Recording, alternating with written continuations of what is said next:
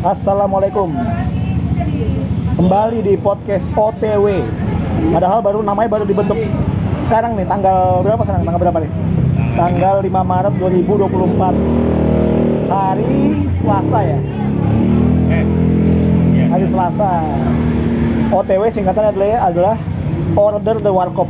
Bahasa Indonesia pesen warkopan kopi. Sambil pesen Indomie, sambil pesen bubur ayam. Yandi dan Andika, saya Yandi. Ini ada Andika. Halo. Nah, itu. Kita akan membahas topik-topik yang membuat kita merasa hidup, ya. Sekarang topiknya adalah maaf dan memaafkan. Gue pernah dengar quotes ini dari Mario Teguh. Terlepas dari apapun yang telah beliau track record yang dimiliki, tapi quotes ini bagi gue nih ambil baiknya, dan menurut gue quotesnya baik. Orang gak ada yang 100% salah, gak ada yang 100% benar. Minta maaf lah untuk persentase yang Anda merasa salah saja, serta maafkanlah persentase yang orang lain salah saja. Bukan masalah siapa yang benar, bukan masalah siapa yang salah, tapi maaf dan memaafkan adalah untuk kedamaian pribadi masing-masing. Dan juga kalau kita membenci itu atau dendam, itu kayak kita ngasih racun ke minuman buat musuh kita, tapi minuman itu sendiri kita yang minum, jadi kita yang sakit. Berangkat dari situ, Mas Andika ada komen atau gimana? Halo, balik lagi nih sama Andika dan Riyadi di OTW, gitu dong, harus bareng ngomongnya gitu. Oke. Ini agak canggung sih sebenarnya. Tapi balik ke konsep maaf dan memaafkan. Secara teori ya gue sih setuju sama yang disampaikan sama Yandi ya. Tapi kadang ada hal-hal itu memang yang kita tuh berat sebenarnya untuk memaafkan seseorang lah. Jujur pasti di dalam pribadi kita ada hal-hal yang memang kita memaafkan, tapi itu masih di lisan, belum di hati. Jadi itu gimana ya? Maaf memaafkan. Dari lo dulu deh. Jadi maksud lo ada yang dimana case dimana secara lisan sebetulnya kata maaf atau saya maafin itu sempat terucap, tapi kenyataan sesungguhnya di dalam hatinya masih ada unek-unek yang belum selesai, belum clear gitu. Yeah. Tapi mungkin lisannya sempat terucap gitu. Iya. Jadi Nah, kalau saya pribadi dalam konteks ini yang saya bahas bukan konteks lisannya, tapi dalam pribadi konteks kedamaian unek-unek itu malah saya ungkit. Jadi sebenarnya yang saya bahas malah bukan yang kayak kita salaman terus udah ya, udah nge-slack ya, bukan gitu. Tapi lebih ke benar-benar kita udah menjadi damai dengan kondisi tersebut. Ya, berarti kan lo udah mengambil damai itu kan di dalam diri lo sendiri dong. Kan Betul, orang lainnya belum tentu. Ya, Orang lainnya kan belum tentu. bisa dibilang berarti kan lo berdamai dengan diri lo sendiri. Betul. Nah, kadang tuh berdamai dengan diri sendiri itu butuh proses kan. Betul. Nah, prosesnya itu yang kadang bisa lama gitu. Kayak gue pernah dengerin podcast juga ya, di podcast tetangga lah. Itu dia itu berdamai dalam diri sendirinya itu aja, bahkan bisa dibilang sampai sekarang dia masih belum bisa menemukan istilahnya berdamai dengan diri sendiri itu. Kuncinya kemana? Cara lo untuk berdamai dengan diri lo sendiri. Kuncinya balik ke tadi itu. Sepanjang kita punya dendam, yang sakit bukan musuhnya kita, tapi yang sakit kita. Nah, biar kita nggak sakit, ya kita harus memaafkan. Kalau nggak kita sakit. Kalau gue balik lagi, kalau gue kuncinya kayak gitu. Kalau gue pribadi ya. Kecuali kalau kita mengambil sikap lain, misalnya memperjuangkan keadilan. Ini udah ngelebar nih, udah akar-akar melebar nih. Ini udah bibit ngelebar nih. Ada sikap saya minta maaf memang memperjuangkan keadilan. Ya. Tapi dalam konteks ini kan yang lagi kita bahas maaf dan memaafkan. Kalau maksudnya Mas Andika adalah oke, gue damai gitu. Orang lain belum damai. Ada yang belum clear misalnya, meskipun secara lisan dan disampaikan. Ya itu bisa jadi harus ada unsur sikap lain yang memperjuangkan keadilan sampai keadilan itu tercapai. Cuman ada lagi quotes gini. Jadi nambah quotes dong. Nambah quotes on top nih. Biar makin lebar. Lagi macet gitu. Kebenaran bisa aja kalah. Tapi kebenaran belum tentu salah. Ditambahin lagi quotes sama dia. Nah, kebenaran bisa aja kalah. Tapi kebenaran belum tentu salah.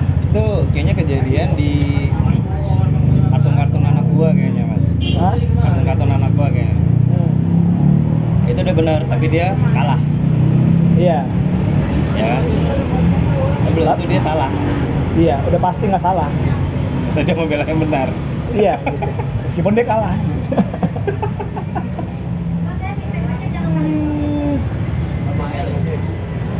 Adu-adu aja diem lagi.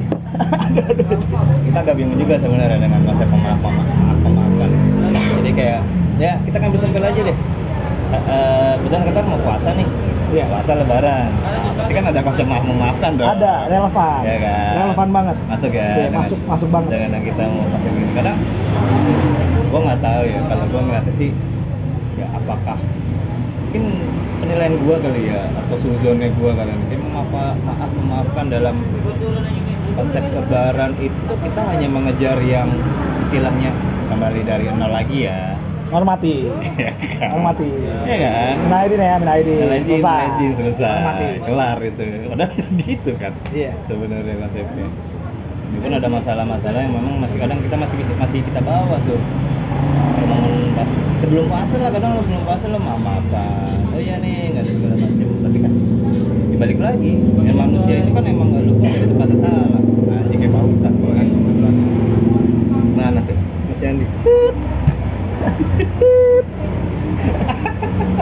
ada sensornya ya.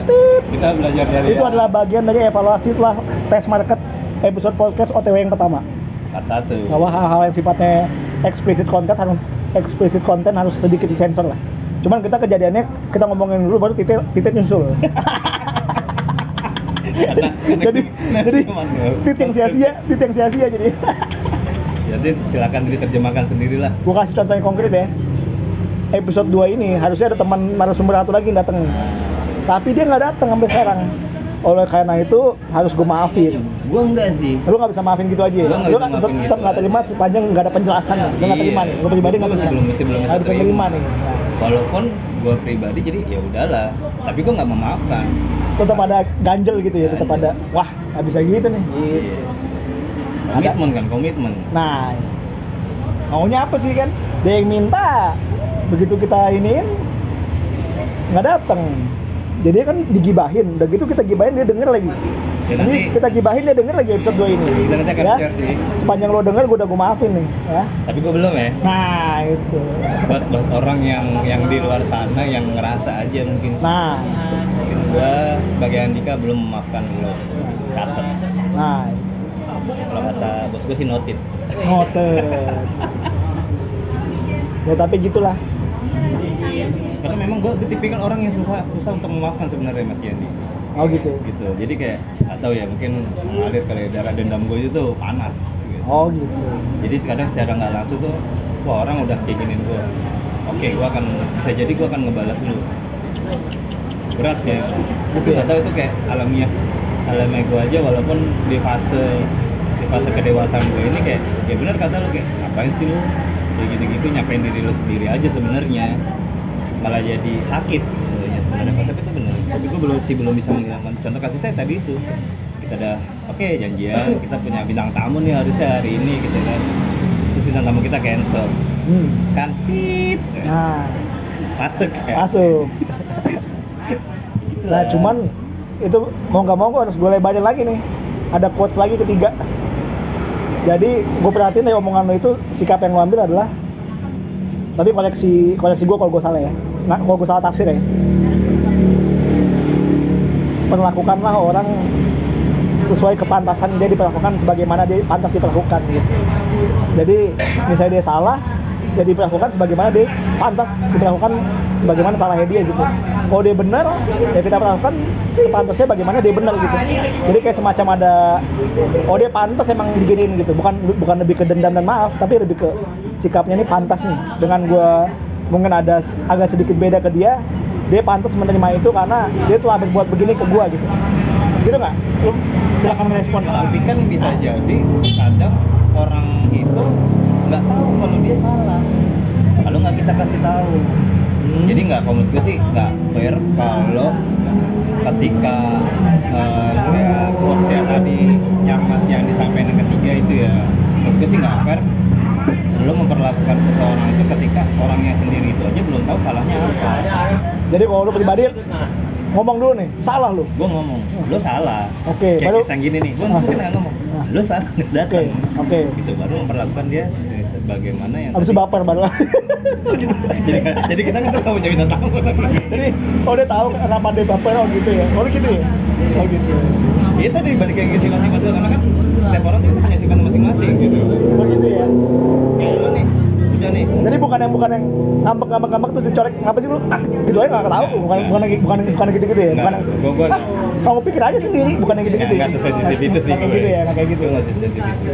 Jadi kalau gue lebih diem, gue diemin. Tapi sebelum diem ngomong dulu, lu salah. Gue diem ya. Gitu ya. Kalau gue ya, karena lebih enak mendingan ya, kadang mungkin gue sendiri pun juga bisa jadi melakukan yang salah, tapi kan nggak bakal tahu kalau nggak ada orang yang ngasih tahu. Karena menurut gue sih prinsip orang itu pasti, seorang pasti nggak ada lah. Gue nggak tahu sih apakah emang dia itu berniat melakukan kesalahan atau berniat untuk melakukan hal apa yang tidak baik atau negatif itu dengan cara sengaja. Pasti ada alasannya. Lo salah, tapi itu misalkan gue punya alasan. Itulah yang menjadi buat ya oke, fair, adil, damai dengan diri sendiri. Balik ke quotes yang awal tadi. Kalau gue pribadi, kesalahan paling fatal itu menurut gue adalah memiliki etikat tidak baik. Kalau menurut gue itu menurut gue kesalahan yang agak gimana ya, itu butuh solusi jangka panjang. Tapi normalnya kan orang nggak mungkin dengan sengaja dong memiliki etikat tidak baik. Pasti ada faktor. Ada prosesnya memang menuju situ. Cuma maksud gue, kalau kesalahan yang tidak disengaja, gitu kan, itu mungkin kita masih ada batas komprominya gitu ya. Tapi begitu kita menemukan orang yang udah memang etikatnya tidak baik, gitu, ya kan? Contoh kasusnya apa misalkan? Contoh kasus, ya maling. Ada etikat tidak baik, ada kesempatan dilakukan lah. Itu kalau kita dimundurin lagi, kenapa dia bermaling? Pasti ada faktornya juga. Walaupun memang adalah yang memang niatannya itu udah kayak gue bermaling. Jadi lu membela nih. Lu membela nih. Enggak sih, gue enggak membela.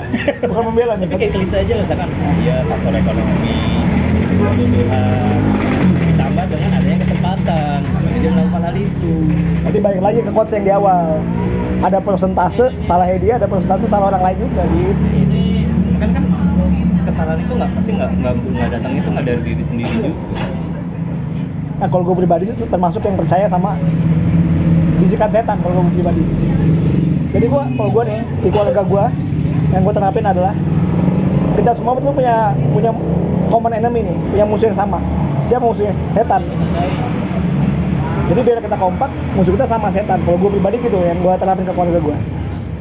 Apapun masalah kita, ingat yang bikin masalah ini bukan kita, siapa? Setan. Kambing hitam gue selalu setan. Kalau gue pribadi, kambing hitam keluarga gue adalah setan kalau gue. Dan itu membuat kita kompak, harapan gue gitu. Jadi sholat berjamaah, Menetralisirnya itu ya. kalau gue pribadi, maksudnya gue percaya ada bisikan setan. Ada juga mazhab yang nggak percaya bisikan setan. Ada yang percaya setan nggak ada. Ada yang percaya setan nggak ada, Allah nggak ada. Ada yang percaya kayak gitu. Ada. Sehingga semua ini harusnya dengan lu dikasih free will, dikasih otak, lu pakai lah kedua itu untuk membuat hal-hal yang masuk akal. Kan ada yang punya pola pikir kayak gitu. Ada orang.